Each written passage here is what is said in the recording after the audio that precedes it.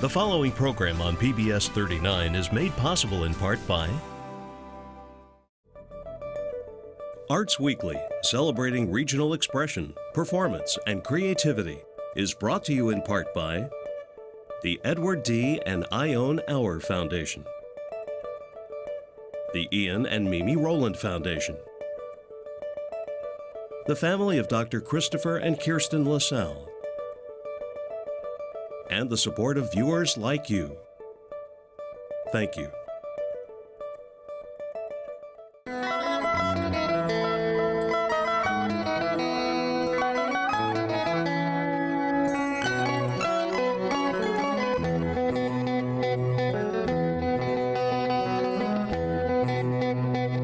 This is Arts Weekly. Arts Weekly is produced in cooperation with the College of Visual and Performing Arts at IPFW, offering degrees in fine arts, music, theater, and visual communication and design. Welcome to Arts Weekly. I'm Melinda Haines with the IPFW College of Visual and Performing Arts. Summer is a big season for musical theater, and today's show is all about those great musicals, old and new.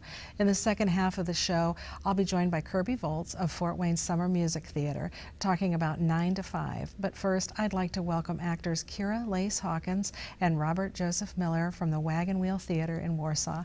Thank you both so much for being here. Thanks for having us. You know, I'm so excited that you're doing Hello, Dolly. That is just one of my favorites. I'm sure it's a huge audience favorite, you know. But in case there's somebody out there who does not know what this show is, you know, Kira, tell me a little bit about what the show is about. Sure. So Hello, Dolly is based on a Thornton Wilder play called The Matchmaker. It's set in the 1890s. So you get that kind of old world New York feel. And yeah, Dolly is this matchmaker who kind of, one of the songs is I put my hand in here, I put my hand in there. So she arranges everything. She's, you know, got opinions about everything. And it's kind of her journey to get back to a life where she's living with somebody else. She's a widow and has grown tired of that. And so it's her journey to find a new partner.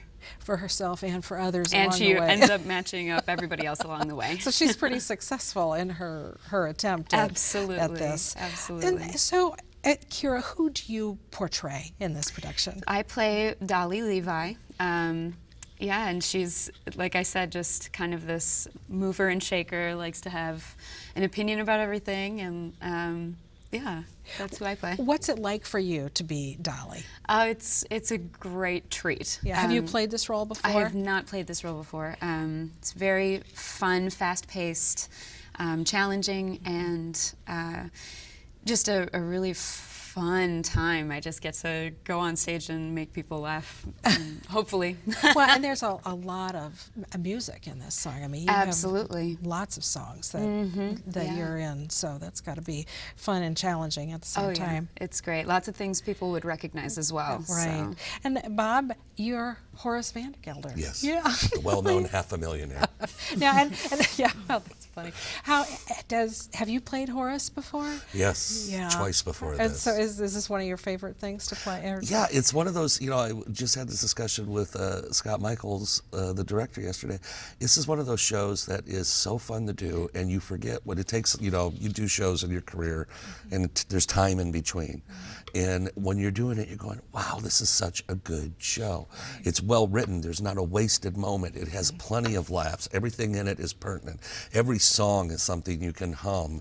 And it's just, you just sit there, you kind of sit back and you're amazed at, because some shows are not as strong, but this is just really just a great war horse is what we call the old ones. And this is probably one of my all-time favorites of the war horses. So. Well, and because so many people are familiar with this show, either from seeing a stage production or the, you know, lush movie, you know, musical that was made, I think that you know those pieces and you know they've got to come out just right, and people love to sing them. There's probably people you can probably hear in the audience, I would imagine, singing along. They'll call you when you mess up. So what's it like to be Horace? I mean, are you like Horace at all? I hope not. Well, you know, in some ways, I mean, every character is, you know, when you're playing a character, it is not like if you're playing a villain, you don't think you're a villain, you think you're the good guy. And Horace, of course, believes that he's the most sensible person. He has that great speech where he says 99% of all people are fools, and the rest of us are in great danger of contamination. You know, and he's very opinionated, much like Dolly. That's why they kind of end up being a good match when you think about it, because he always wants his way, she always gets her way, and that's the difference. But that's most relationships too. But I always say when I'm playing Horace, and I do this, say this tongue in cheek, but it's very true. It's a combination of Jackie Gleason and Mayor Shin from The Music Man. He's just, you know, bombast and bluster through the whole thing. So it's a lot of fun doing it. Now, have the two of you ever been in a show together before? We were just able to work together last Christmas on Oliver at the Wagon Wheel. At the Wagon Wheel. Okay, so you both get to, you know, Kira, you work there more often than Bob. So These days. These days. So you did Oliver there. What else have you done there? Yeah, so I was there last summer as well. I did Legally Blonde and Carousel and Blithe Spirit and I Love a Piano. And this summer I'm in 3 of the 6 shows. So you're keeping very busy at Wagon Wheel. I love it, yes. Bob, what about you? What other shows have you been in and where? Oh, at Wagon Wheel, it goes way back. It's, you know, a long history. The last summer production I did last year, I was doing Taming of the Shrew with Chicago Shakespeare, Shakespeare in the Parks. And before that, the last thing at Wagon Wheel was Oliver. Before that, when I had been out of the acting business for several years, I was a spokesperson for Toyota. When I decided to come back, I called Wagon Wheel because I had an audition. That's one of those actor things, you audition. And I needed a little brush up, and I called and said, I'd like to come in and audition. And they said, oh, you don't need to. We want you to play Edna in Hairspray. And I'm like, I have not been on stage in 6 years. You want to put me in a dress? And but that was a lot of fun. And those are my most recent stuff. But I go all the way back to Brigadoon, Titanic, and everything. So it's they all run together. Do you like doing musicals? You know, more than, you know, dramas? I trained to do drama. Musicals pay. We'll just be honest. You know, if you're an actor, you know this too. It's, you know, it's I love to do Shakespeare, but Shakespeare doesn't. You don't make a lot of money at Shakespeare, and musicals are fun. I mean, you have a good time doing a musical. Dramas can really play mind games with you when you're really into, you know, a really deep dramatic piece. But musicals, it's always a lot of fun doing them. So and that's what they have this summer at Wagon Wheel. Aren't they all musicals? Yep, most time the summer season is mostly comprised of 5 musicals and 1 straight play. So what has been the season, or what's coming up still at Wagon Wheel? Yeah, well, we finished Shrek, which was a blast, and then we just closed 9 to 5. And then coming up after Hello Dolly, we have Wedding Singer, based on the movie, the Adam Sandler and Drew Barrymore movie. And then The Nerd is the play this year, which is a very funny comedy. And then we're ending with Forever Plaid, which is a great show. Yeah, big crowd please. Yeah. Now, where are you from originally, and how did you end up at Wagon Wheel? Yeah, well, this is a great story. I'm originally from Minnesota and worked in that area, and I married a man from North Manchester, not very far. Indiana, not very far. And we decided after we got married to move to North Manchester, and we kind of started a coffee shop. You know, it was one of those we're young, why not kind of a thing. And my mother-in-law worked with Wabash Area Community Theater. And actually they were doing Hello Dolly, and so I auditioned for that and got to play Irene Malloy with my mother-in-law playing Dolly. Oh, fun! Yeah. But Roy Haines directed that production, and he also worked at Wagon Wheel. So once I was able to work with him there, I was able to plug in at Wagon Wheel after that. That's great. So you've been there for several years then, several seasons? Yeah, since 2007. Great, great. And Bob, what about you? Where are you from? And I am originally from Elkhart, live there again now. I work out of Chicago as an actor. My history at Wagon Wheel goes back to 1991, so it's 22 years off and on. And let me see, it's kind of funny because I directed your mother-in-law the year after you did that down at Wabash. So it's like, this is home. I mean, if you've moved here later in life, but I, as a young person, used to go to the Wagon Wheel Theater when the flaps in the building still opened and it was screened. There wasn't air conditioning. Well, and Wagon Wheel has been around, what, 60 years, or, coming up there. So lots of changes over there over the years. And I think one of the things that I think makes it unique is the stage is in the round. So tell me a little bit about how that is to work on a stage like that. I remember the first time I went to see a show at Wagon Wheel, and it was Anything Goes, which I know is a huge dance show, and I came in, I'd had a theater background, but hadn't seen much in the round, and I thought, how are they going to put this up? I had no idea. And it's just astounding and amazing how you feel as an audience member. The slogan is, you're never more than 10 rows away from center stage. So you just feel a part of the production as it's going on. It's very exciting to be so close to the actors. And as a performer, I think it's also really great to be able to play off the energy of the audience. Right. And it also forces you to be creative about kind of how you put up the show. So it's never a copy of what Broadway did or anything like that. It's your own unique production. Yeah. We're forced to make creative choices. Well, I think as an audience member, that's wonderful to be so close. Because it's very different. You might go to Broadway or a big Chicago theater and be all the way up at the end and not have nearly that sort of intimate experience of getting to see the whites of the actor's eyes. Absolutely. Bob, you were telling me earlier about the beginnings of Wagon Wheel, and tell me a little bit about that early history that you remember about some of the early founding actors. One of the founding members, it goes back to, Wagon Wheel was originally just a depression, and it's still in the same spot. But they used to call it a hole in the ground because it was a hole in the ground with a tent over it. It was a bunch of student theater kids who got together, and one of them went on to some notoriety, McLean Stevenson, Colonel Blake on MASH. His younger sister, Ann Whitney, still performs at Wagon Wheel periodically, and I've been fortunate enough to work with several times. She adopted my daughter as her adopted granddaughter, and she is just wonderful, and she's considered the grande dame of Chicago theater. If you go see Driving Miss Daisy in Chicago, you're going to see Ann Whitney. She's just that stature. But so it has this huge history of people coming through and going on to being, Faith Prince, from the recent revival of Guys and Dolls. Faith started out there. Brian D.R.C. James, who played Shrek on Broadway and has a Tony nomination for Titanic as the Cole Stoker, started out at Wagon Wheel. Greg Edelman, Tony winner from 1776, I think, started out at Wagon Wheel.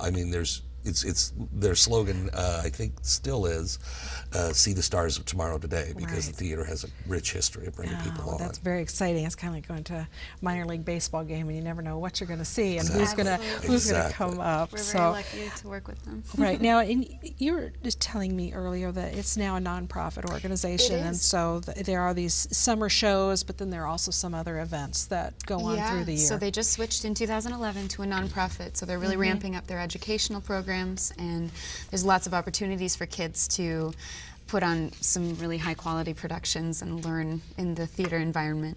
That's great. Yeah. Okay, so the details on Hello Dolly. We run through the 13th. Okay. Yeah. Shows just about every night. Is it 8 o'clock generally? Generally 8 o'clock, some 7 o'clock shows. Okay. Yeah. Okay, and I think the information is up on our screen but you could get the information on the website or by calling for the tickets. Yeah. Great, well thank you both so much for being here. It's been great, and break a leg on the show. Thanks so much. Thank you.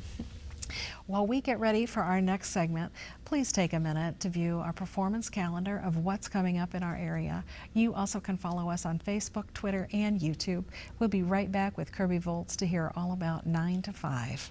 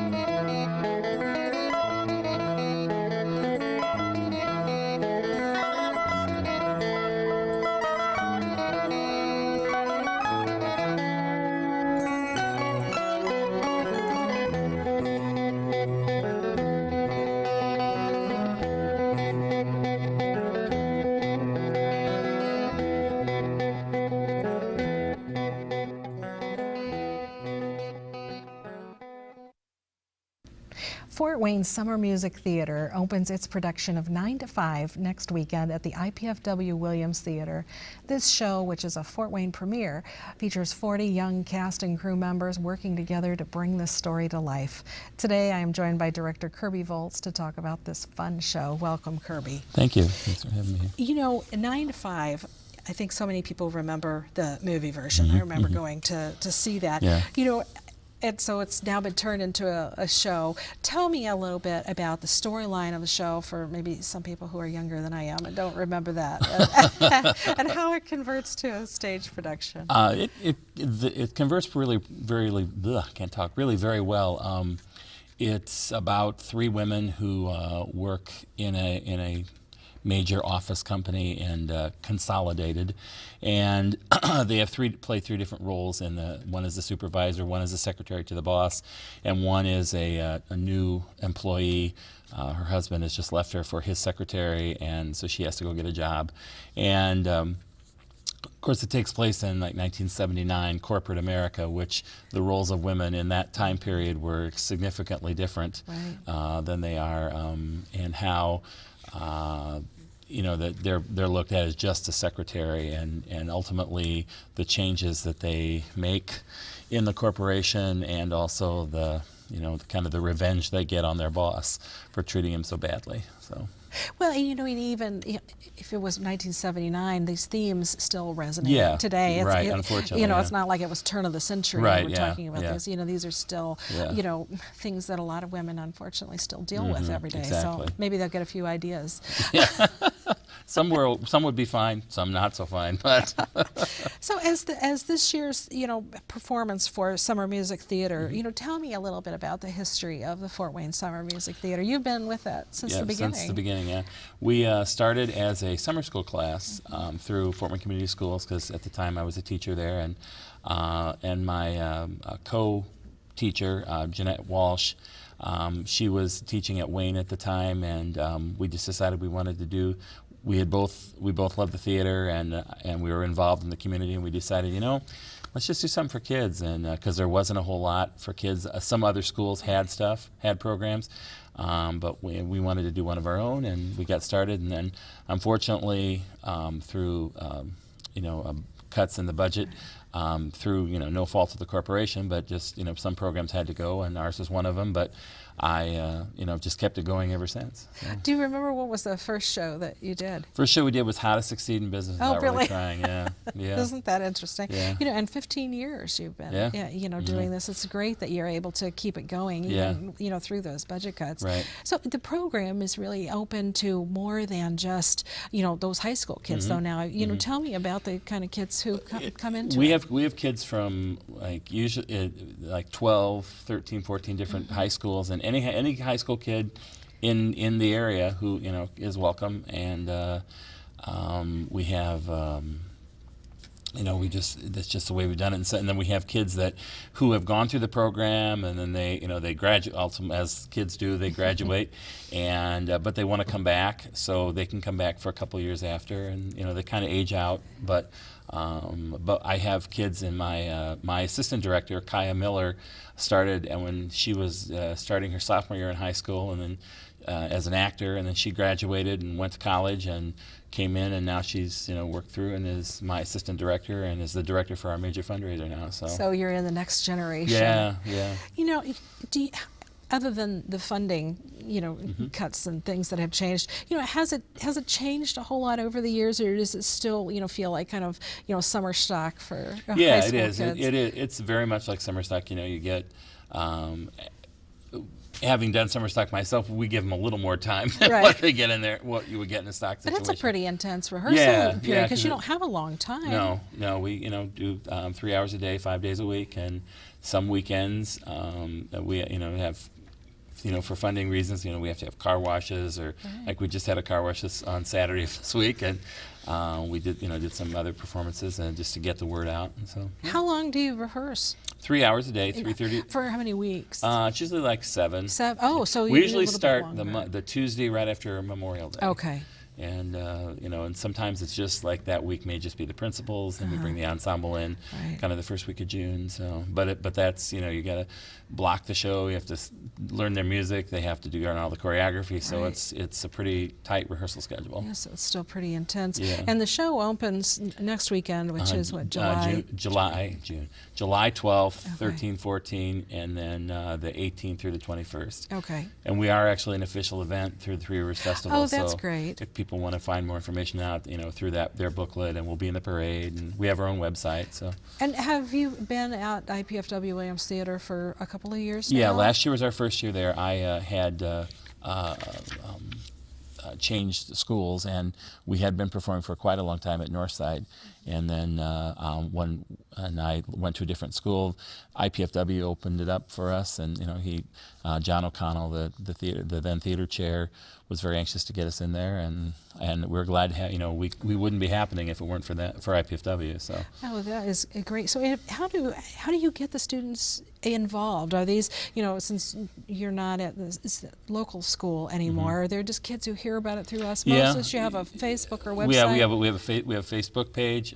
We have our own website. It's summermusictheater.com, and we send out flyers to the theater and music teachers every year, and you know, kind of word of mouth gets going. We have you know, we usually, this year we have like I think it's about 40 kids, but we've had more than that. It just depends. Does everybody who auditions, you know, get to do something? Yeah. It's that kind of program. So if you're interested, this is a great opportunity to come and learn about and we, theater. you know, we encourage kids to not just as actors, but you know, they'll have the set built, and we have to have the score played. So if, you know, somebody's a musician or you know, really likes to work backstage, you know, they can do that too. So you know, because it's called Summer Music Theater, I'm assuming the show is always, you know, every summer it's always music theater. You know, and what made you choose music theater as opposed to, you know, dramas or any? I think musicals in general are a bigger draw, and you know, a lot of. It's one thing I enjoy personally. I mean, I like to do all theater, but musicals I enjoy, and I think it's.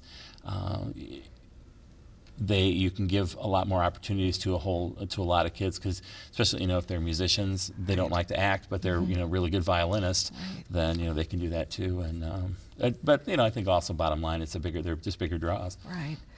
So how did you choose 9 to 5? How did you decide that this was the play for this summer? I had seen it twice in New York and really enjoyed it, and the movie's always been a favorite of mine, and I just thought it would be fun to do. We try to find something that is challenging to the kids in some way, some friends of mine have said some of the shows in the past that we've done have been, you know, a little darker in themes. Like we've done Sweeney Todd, and we've done Rent, and we've done Jekyll and Hyde, and somebody serious. Yeah. In fact, and then last year we you know, took a big turn and did Legally Blonde, and somebody, you know, someone said, well, wow, this is the first year in a long time somebody hasn't died, and you know, hasn't died in the show. So then 9 to 5 came up, and I was like, that sounds really fun to do, and so. So you've got to have a lot of help in terms of music director and my music director, Greg Vey, he and I worked together a long time, and through our group, and as well as in the community. Theron Eber is my tech director. He's actually a student at IPFW in design, and he started with us as an actor, and then but also came into work on the set, and he then just said, I really want to do the tech stuff. So he, you know, as a high school student, was there, and now he's in college, and that's what he wants to do with his life. So, and then, as I said, Kaya, and so it's worked out really well. Well, that's great that they want to keep coming back, and they probably keep influencing other kids who they know to come and get involved. That's an important thing to me, is that they you know, that obviously that they have a good time, but I find that they go see each other's plays, or you know, musicals, or they go watch their show choir, you know, because it's kind of, those kids are all in the same thing, and keep in touch during the year. Yeah, and then they kind of develop that bond, so it's, you know, because if they're not at the same high school together, it's like, well, we'll see you next summer at this. Right. You know, it's a little more unusual to have the film first and then the show. You know, are there some challenges, you know, that people, you know, that you've encountered with this, because, you know, people know or may remember the film in their head? Well, you know, couple of the big challenges. There's when they kidnap the boss and they take him home, and they the way of keeping him captured, I guess, is they're tied up, is they rig a device through with a garage door opener. So we have to, so that the young man who's playing the role of the boss, he has to fly, and so we've got in touch with an organization that's their specialty, and in fact they're coming in tomorrow to set up all the rigging and train the kids how to do it. So then that's another experience that those kids will get. It's that's a little extra cost, so we kind of build that in, but it's another thing that the kids can learn. So yeah, because you don't often get to fly into. I mean, right, it's like Peter exactly. Pan is yeah, one. Peter Pan, and 9 to 5. Yeah. There aren't a whole lot of them, but yeah, so it'll be a good experience. So you've got this rigging, so that the boss can fly. What else about the stage design might be a little bit? Well, the space itself presents always as a director and as performers, because it's a thrust stage. We have our audience on 3 sides. Most of those kids who in their auditoriums, their school, it's just the audience is in front. They just perform straight out. So it's a constant. I'm constantly reminding them you've got to play all 3 sides, and so that's that in and of itself. And my designer, he keeps in mind you can't have things with lots of high walls, and if we're putting it down into the audience so they can so everybody can see. Great. And this, the music, Dolly Parton, I think a lot of people she wrote the whole remember score. The whole thing. And it's interesting, they had, when they contacted her, and I just learned this because I've seen her talk about it in interviews, that when they contacted her, she had never done anything with a Broadway, and of course, obviously, is a country great, but it's not a score that is, I think people think because Dolly wrote it that it's all going to be all country music, and it's not. It's not. We're going to wrap up real quick here. 9 to 5, it's going to be performed again starting July 12th. And our 14th. evening performances are at 8, and those 2 Sundays are at 2 at the Williams Theater. And people can get tickets through the website? Through our website, summermusictheater.com, or you can call the box office at IPFW. Great. Well, Kirby, thank you so much for being here. Thank you so much, Melinda, for having me. Telling us all about it. I'm Melinda Haines with the IPFW College of Visual and Performing Arts. Please join me next time on Arts Weekly, when I'll be joined by Jack Hammer of the Three Rivers Festival to learn about what's taking place at this great annual event running July 11th through 20th, and Andres Montenegro from the IPFW Department of Visual Communication and Design will be here to talk about his latest animation short that was featured at the Annecy Creative Focus Festival in France this past June. For up-to-the-minute arts updates, you can find us on Facebook, Twitter, and YouTube. Be sure to join us here live Thursday evenings at 7:30 on PBS 39. Thank you for watching.